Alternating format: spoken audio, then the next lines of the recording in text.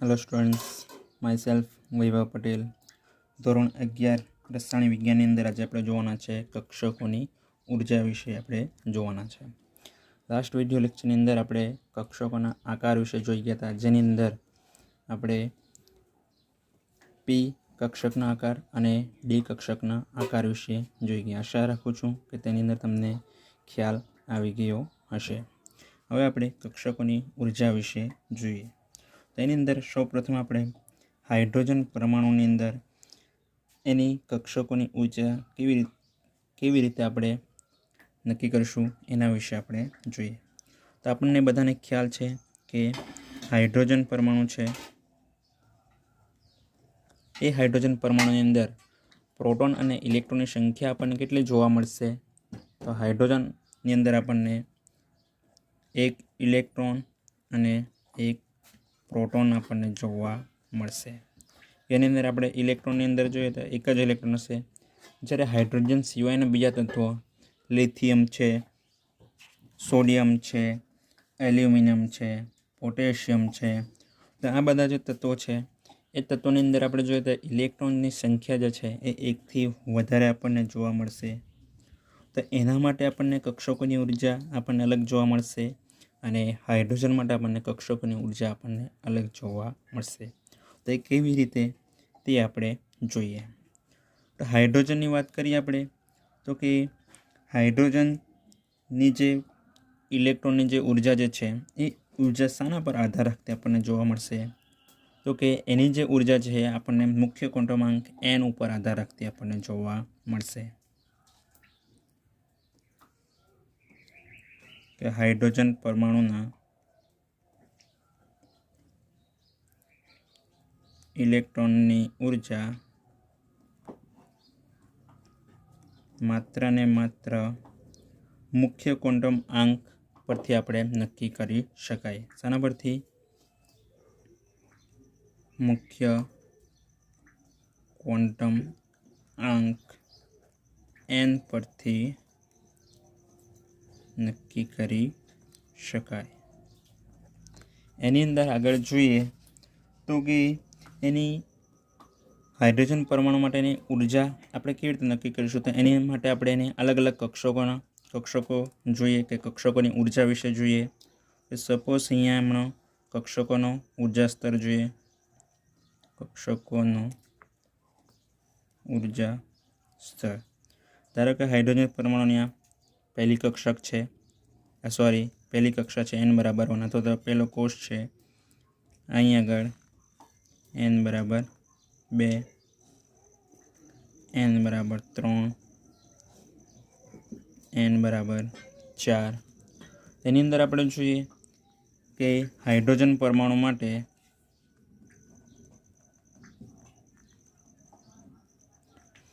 n=1 એટલે કઈ કક્ષક હશે?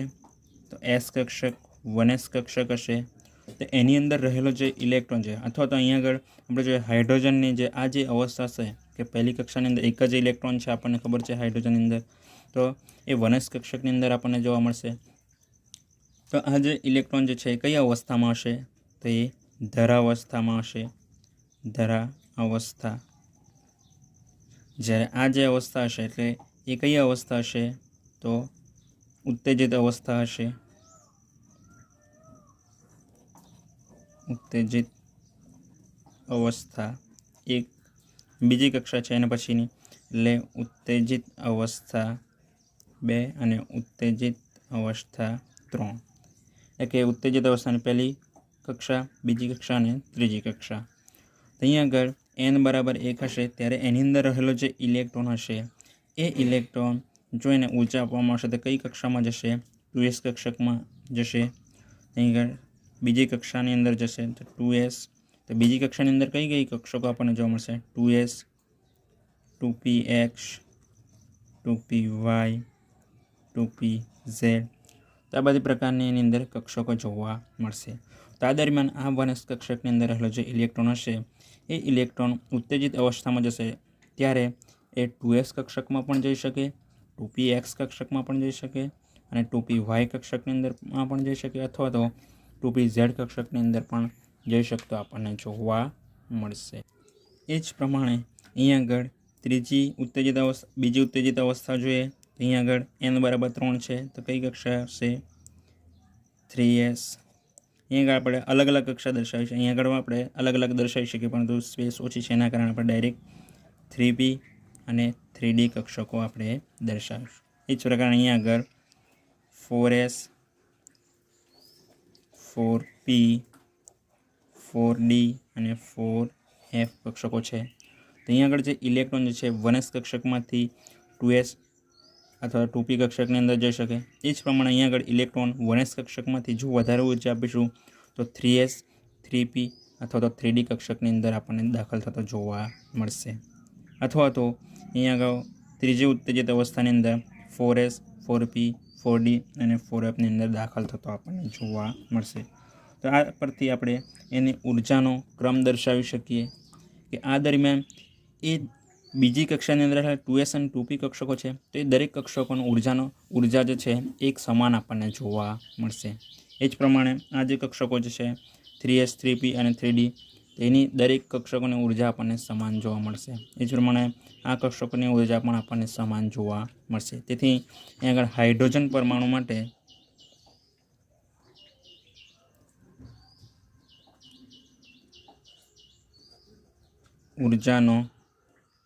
ઇલેક્ટ્રોનની ઉર્જાનો ક્રમ જોઈએ તો કે પહેલી કઈ કક્ષક છે 1s કક્ષક છે તો એનાથી વધારે ઉર્જા કોની હશે 2s કક્ષક 2s is equal to 2p। કેમ તો કે આ બંને કક્ષકોની ઉર્જા કેવી હશે સમાન હશે। એ જ પ્રમાણે આ બંને કરતાં કોની ઉર્જા વધારે હશે તો 3s is equal to 3p is equal to 3d કક્ષકોની ઉર્જા આપણને વધારે જોવા મળશે। અને આ જે કક્ષકો 3s 3p અને 3d છે એમની ઉર્જા આપણને એક સમાન આપણને જોવા મળશે।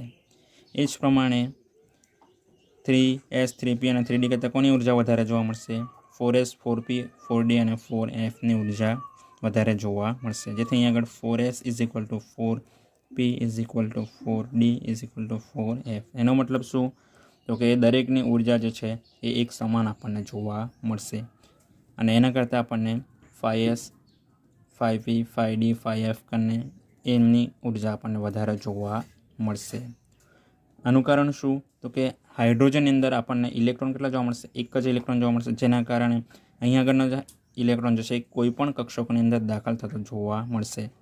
કે હાઇડ્રોજનને એક જ પરમાણુ માટે આપણે સ્પેશિયલી એક જ ઇલેક્ટ્રોન છે હાઇડ્રોજન એક પરમાણુ માટે જો આપણે એને ઉર્જા આપવી હોય તો જનરલી આપી શકતા નથી। તો આપણે એક સાથે ઘણા બધા હાઇડ્રોજન પરમાણુ લઈએ હવાની અંદર રહેલા તો એની અંદર જો આપણે એને ઉર્જા આપીશું તો શું થશે તો દરેક હાઇડ્રોજન પરમાણુની અંદર રહેલા જે ઇલેક્ટ્રોન જે છે ઇલેક્ટ્રોન ઉર્જા મેળવીને કોઈ કક્ષકની અંદર ઇલેક્ટ્રોન 1sમાંથી 2sમાં જશે, કોઈમાં 1sમાંથી 2pxની અંદર જશે, કોઈમાં 2pyની અંદર, કોઈમાં 2pzની અંદર આપણને જતો જોવા મળશે। જેના કારણે હાઇડ્રોજનનો એક ઇલેક્ટ્રોન જે છે એ ઇલેક્ટ્રોન કોઈ પણ કક્ષકોમાં દાખલ થતો આપણને જોવા મળશે, જેના કારણે એની જે ઉર્જા જે છે એ આપણને એક સમાન આપણને જોવા મળશે।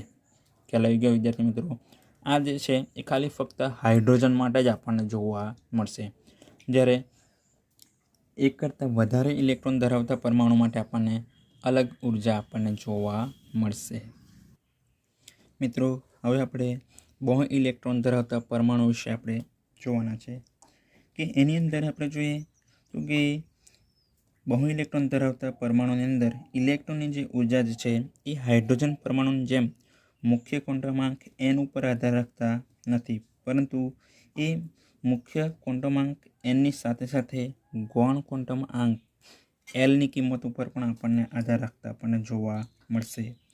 કે અહીંયા આગળ આપણને મુખ્ય ક્વોન્ટમ આંકની અંદર પેટા કક્ષકો જોવા મળશે s p d f। તો એ દરેકની ઉર્જા જે છે એ ઉર્જા આપણને અલગ અલગ જોવા મળશે। અહીંયા આગળ કક્ષકો આપણે જોઈએ એ પેટાકોષ s p d f, તો એના માટે lના મૂલ્યો 0 1 2 અને 3। તો અહીંયા આગળ એની સાથે lના મૂલ્યો પણ આધાર રાખતો આપણને જોવા મળશે। એ શા માટે તો કે અહીંયા આગળ બહુ ઇલેક્ટ્રોન પરમાણુના ઇલેક્ટ્રોન જે છે કે અહીંયા આગળ બહુ ઇલેક્ટ્રોન ધરાવતા પરમાણુ હશે તેમના જે ઇલેક્ટ્રોન હશે એ ઇલેક્ટ્રોન વચ્ચે આપણને અપાકર્ષણ થતું જોવા મળશે, જેના કારણે આપણને દરેક પેટાકોષની ઉર્જા જે છે એ આપણને જુદી જુદી જોવા મળશે. બીજું કે બહુ ઇલેક્ટ્રોન ધરાવતા પરમાણુના કેન્દ્ર અને ઇલેક્ટ્રોન વચ્ચે આપણને આકર્ષણ ધરાવતા દરેક ઇલેક્ટ્રોન અને પરમાણુમાં હાજર રહેલા ઇલેક્ટ્રોન બીજા ઇલેક્ટ્રોન વચ્ચે આપણને અપાકર્ષણ હોય છે. એ સમજીએ કે અહીંયા આગળ પરમાણુનું કેન્દ્ર છે, આ જે છે કોષ છે,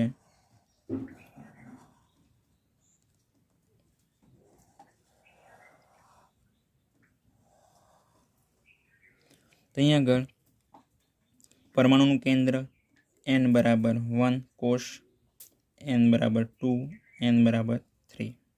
અહીંયા આગળ s 1s 2s 2p એ જ પ્રમાણે 3s 3p અને 3d પેટાકોષ આપણને કક્ષકો જોવા મળશે.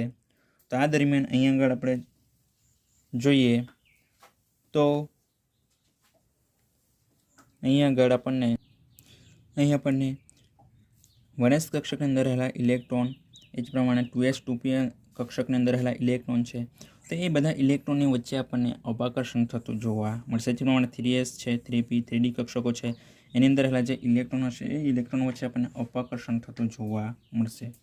પરંતુ અહીંયા આગળ બહુ ઇલેક્ટ્રોન ધરાવતા પરમાણુની અંદર કુલ આકર્ષણ બળો એટલે કે આ જે કક્ષકો હશે 1sનું એ કેન્દ્ર પ્રત્યે આકર્ષણ બળ ધરાવશે. એ જ પ્રમાણે 2s અને 2p કક્ષક છે કેન્દ્ર પ્રત્યે આકર્ષણ બળ ધરાવશે. એ જ પ્રમાણે 3s 3p અને 3d કક્ષક છે એમની વચ્ચે કેન્દ્ર સાથે આકર્ષણ બળ ધરાવતું જોવા મળશે. આ જે કુલ આકર્ષણ બળ જે છે એ કુલ અપાકર્ષણ બળો કરતાં આપણને વધારે જોવા મળશે. તો કુલ અપાકર્ષણ બળ કયા કયા? તો ઇલેક્ટ્રોન વચ્ચે જે અપાકર્ષણ બળ જોવા મળશે તેમના કરતાં આપણને આકર્ષણ બળ વધારે થતું જોવા મળશે. બીજું કે અહીંયા આગળ કેન્દ્રની અંદર આપણે જોઈએ કે જેમ જેમ પરમાણુ ક્રમાંક વધતો જશે તેમ તેમ અહીંયા આગળ કેન્દ્રનો જે ધનભાર હશે, ધન વીજભાર કેન્દ્રની અંદર આપણને વધતો જતો જોવા મળશે. બીજું કે અહીંયા આગળ આંતરિક કોષ એટલે કે કેન્દ્રની નજીકનો કોષ છે એ આંતરિક કોષ કહીશું, અને કેન્દ્રથી દૂરનો જે કોષ હશે કે n બરાબર 2 અથવા તો n બરાબર 3 કોષ જે છે એ દૂરનો કોષ છે, જેને આપણે બાહ્ય કોષ તરીકે કહીશું. તો આ જે આંતરિક કોષ છે એટલે કે અંદરનો આ જે કોષ છે એ કોષમાં રહેલા ઇલેક્ટ્રોન એટલે કે 1s કક્ષક પેટા કોષ છે, s કક્ષક, તો એ કોષમાં રહેલા જે ઇલેક્ટ્રોન હશે એ ઇલેક્ટ્રોનને લીધે બાહ્ય કોષની અંદર રહેલા ઇલેક્ટ્રોન એટલે કે 3d 3p અથવા 3s કક્ષકની અંદર રહેલા જે ઇલેક્ટ્રોન હશે એ ઇલેક્ટ્રોનના કેન્દ્રના સંપૂર્ણ ભારનો અનુભવ કરશે નહીં. મતલબ કે અહીંયા આગળ આ જે ઇલેક્ટ્રોન હશે 1s કક્ષકની અંદર રહેલો જે ઇલેક્ટ્રોન હશે એ કેન્દ્ર પ્રત્યે પૂરેપૂરું આકર્ષણ બળ થતું જોવા મળશે. કે એમના આ જે ઇલેક્ટ્રોન હશે એ પૂરેપૂરો ધન વીજભાર સાથે આપણને આકર્ષણ થતું જોવા મળશે. જ્યારે બહારનો જે કક્ષામાં પેટાકોષની અંદર રહેલો જે ઇલેક્ટ્રોન હશે એમનું કેન્દ્ર સાથે થોડા પ્રમાણમાં ઓછું આકર્ષણ બળ થતું જોવા મળશે. બીજું કે કેન્દ્રના ધનભારને આંતરકોષના ઇલેક્ટ્રોનની અંશતઃ સ્ક્રીનિંગને લીધે ઓછી અસર પાડે છે. તે થવાનું ઓછું આકર્ષણ બળ થવાનું કારણ શું? તો કે અહીંયા આગળ કેન્દ્રનો જે ધનભાર જે છે એ ધનભાર શું કરશે? આંતરકોષ એટલે કે નજીકનો કોષ છે એની અંદર રહેલા જે ઇલેક્ટ્રોનની જે અસર છે કે એનું જે આ જે આવરણ આપણને જોવા મળશે એ આવરણને લીધે આ જે બાહ્ય કોષ છે એની અંદર રહેલા જે ઇલેક્ટ્રોનનું જે કેન્દ્ર સાથે કે ધન વીજભાર સાથે જે અસર આપણને જોવા મળશે આકર્ષણ બળની, એ અસર કેમ ઓછી જોવા મળશે? તો કે અહીંયા આગળ આ આવરણને લીધે એ બાહ્ય કોષમાં રહેલા જે ઇલેક્ટ્રોન છે એમની વચ્ચે આપણને સ્ક્રીનિંગની અસર એટલે કે આવરણની અસર જે છે એ આપણને ઓછી જોવા મળશે. બીજું કે આના લીધે જે બાહ્ય કોષના ઇલેક્ટ્રોન પર આંતરકોષના ઇલેક્ટ્રોન વડે થતું શિલ્ડિંગ કહેવામાં આવે છે.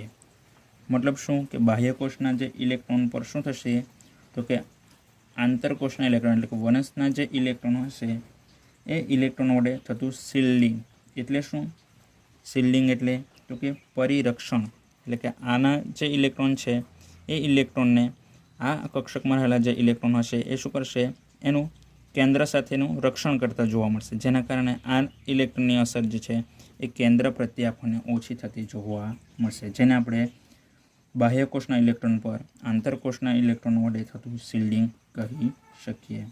अने कुल धनभार जे छे के केंद्रनी अंदर रहेलो जे कुल धनभार हशे ए कुल धनभार बाह्य इलेक्ट्रॉन वडे अनुभवाय के केंद्रनो धन वीजभार जे छे ए बाह्यकोषना जे इलेक्ट्रॉन हशे एना वडे अनुभवाय ते असरने शुं कहेवाय छे के ते असरकारक केंद्रीय भार तरीके आपणने ओळखवामां आवशे। केवो असरकारक केंद्रीय भार तरीके आपणने ओळखवामां आवशे।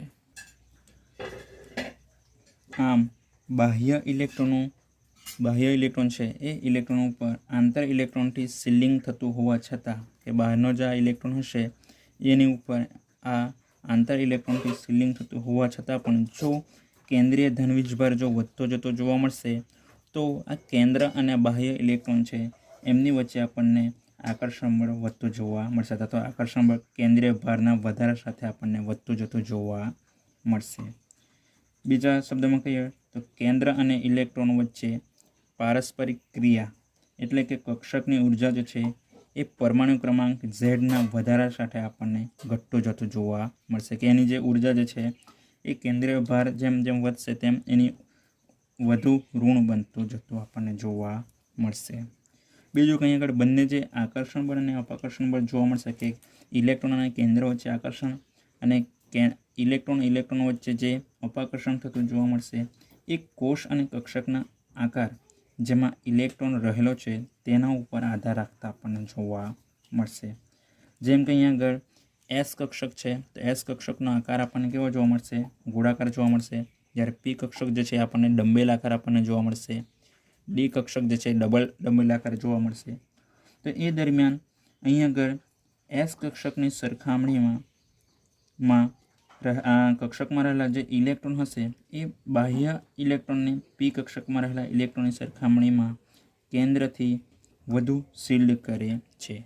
एनो मतलब शुं के धारो के आ 2s और 2p कक्षक है तो 2s कक्षक ने अंदर रहेलो जो इलेक्ट्रॉन जे छे अने 2p कक्षक ने अंदर रहेलो जो इलेक्ट्रॉन जे छे तो ये बंनेनी सरखामणी जो आपणे करीए तो ये एस कक्षक ने अंदर रहेलो जो इलेक्ट्रॉन हशे ए इलेक्ट्रॉन बीजी पी कक्षक में रहेला इलेक्ट्रॉन नी सरखामणी में केंद्र थी वधु सील्ड करे छे एटले के वधारे रक्षण करतो आपणने जोवा मळशे। अहीं आगळ सिम्पल केंद्र छे तो अहीं आगळ आपणे कक्षक दोरीए तो एना आ केंद्र छे एस कक्षकनो आकार आपणने गोळाकार जोवा मळशे, ज्यारे पी कक्षक छे तेना आपणने डंबेल आकार जोवा मळशे।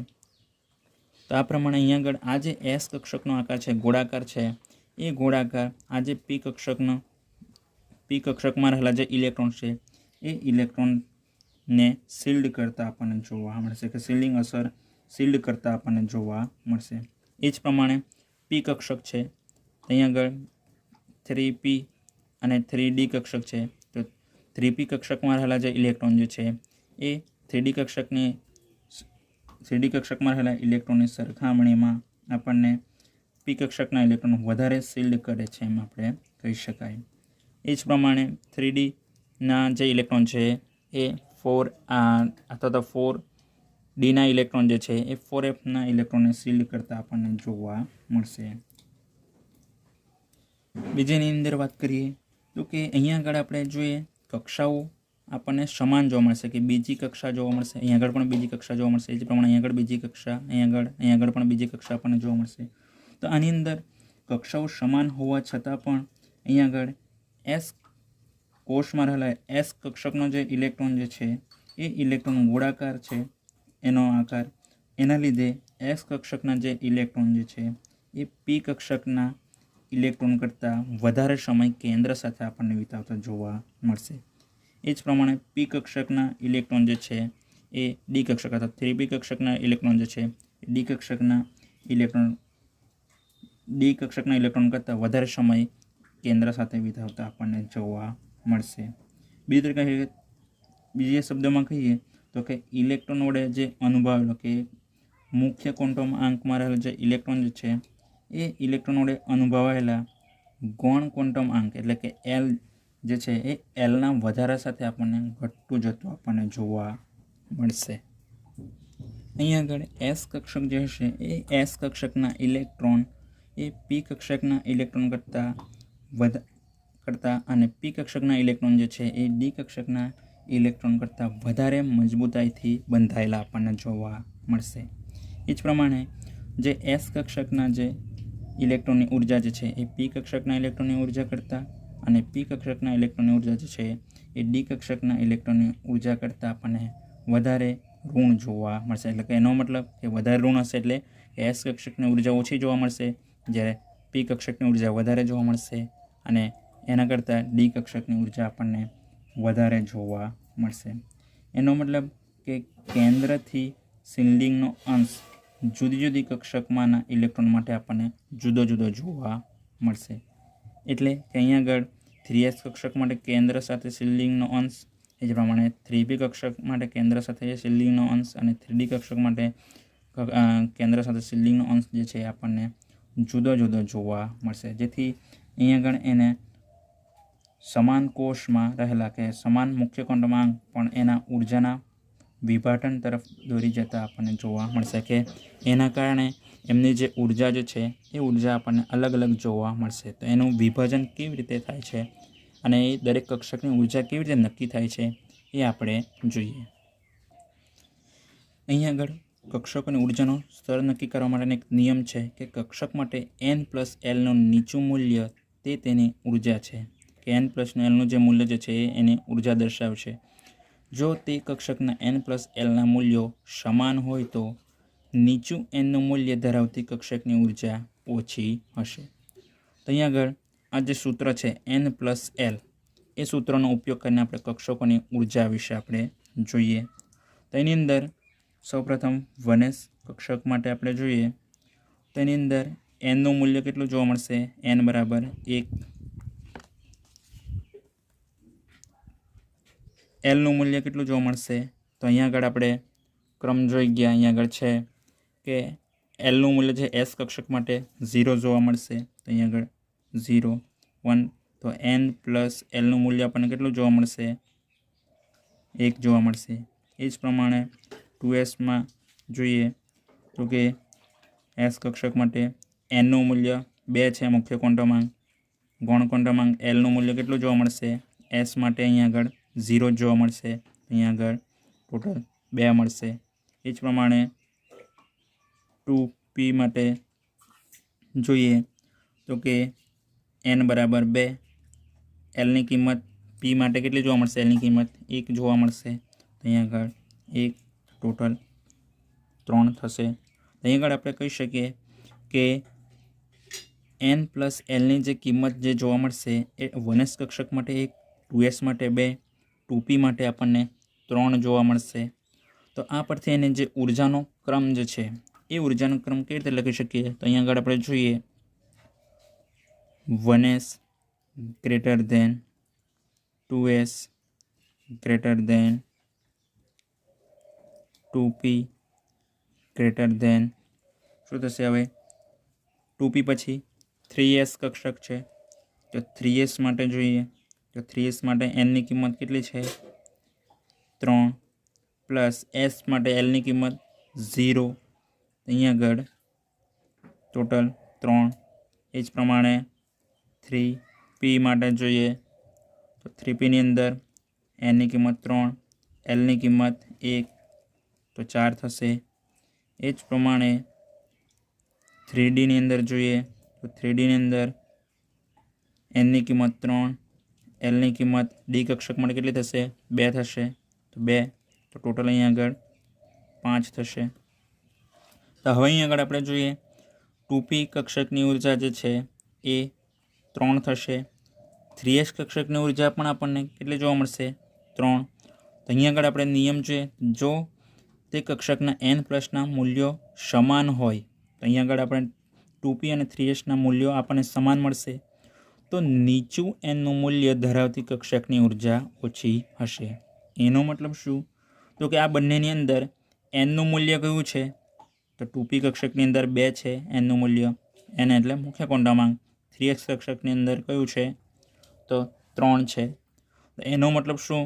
તો કે nનું મૂલ્ય ઓછું હોય તો તેની ઉર્જા આપણને ઓછી જોવા મળશે। તો જેથી અહીં આગળ nનું મૂલ્ય ઓછું શામાં છે?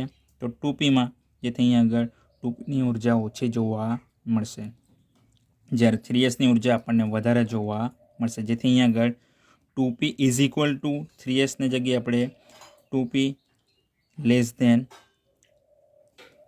3s લખીશું અને અહીં આગળ 3s કરતાં 3pની ઉર્જા વધારે છે, જેથી અહીં આગળ ગ્રેટર ધેન 3p લખીશું। એ જ પ્રમાણે 5 છે અહીં આગળ તો 3d લેસ ધેન 3d થશે। એ જ પ્રમાણે 4s કક્ષક માટે જોઈએ તો 4sની અંદર nની કિંમત કેટલી છે? 4s, lની કિંમત અહીં આગળ 0 તો ટોટલ 4। એ જ પ્રમાણે 4p માટે 4, nની કિંમત 4, lની કિંમત 1, 5 થશે। 4d માટે nની કિંમત 4, lની કિંમત કેટલી થશે? 2 થશે, તો અહીં આગળ 4 ને 2 6। 4f માટે nની કિંમત 4 અને lની કિંમત કેટલી થશે? f માટે 3, તો અહીં આગળ ટોટલ 7 થશે। તો અહીં આગળ પણ આપણે જોઈ શકીએ 4sની ઉર્જા કેટલી જોવા મળશે? 4 અને 3pની ઉર્જા પણ આપણને કેટલી જોવા મળશે? 4। તો બંનેની ઉર્જા સરખી છે, તો એ દરમિયાન આપણે શું કરીશું? તો એ બંનેની ઉર્જાની અંદર આપણે nનું મૂલ્ય જોઈશું। તો nનું મૂલ્યની અંદર આપણે જોઈએ તો 3pનું nનું મૂલ્ય કેટલું છે? 3 છે અને 4sનું મૂલ્ય કેટલું છે? 4 છે, તો જેના કારણે 3pની ઉર્જા ઓછી જોવા મળશે અને 4sની ઉર્જા વધારે જોવા મળશે।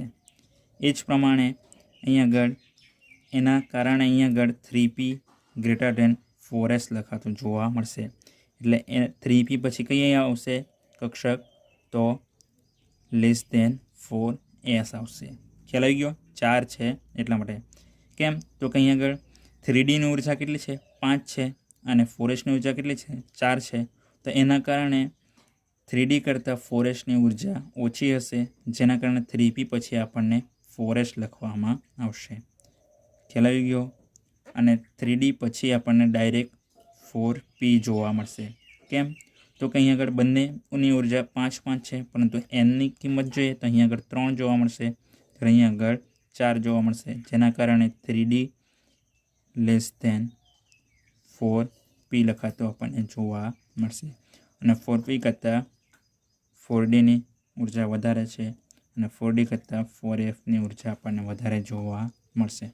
તો આ પ્રકારે અહીંયા આગળ આપણે બહુપરમાણીય ઇલેક્ટ્રોનની ઉર્જાનો ક્રમ જે છે એ ક્રમ આપણે નક્કી કરી શકીએ। તો આ ઉર્જાનો ક્રમ તમારે યાદ રાખવાનો રહેશે। તો ખ્યાલ આવી ગયો વિદ્યાર્થી મિત્રો બહુ ઇલેક્ટ્રોન ધરાવતા પરમાણુની અંદર ઉર્જાનો જે ક્રમ જે છે।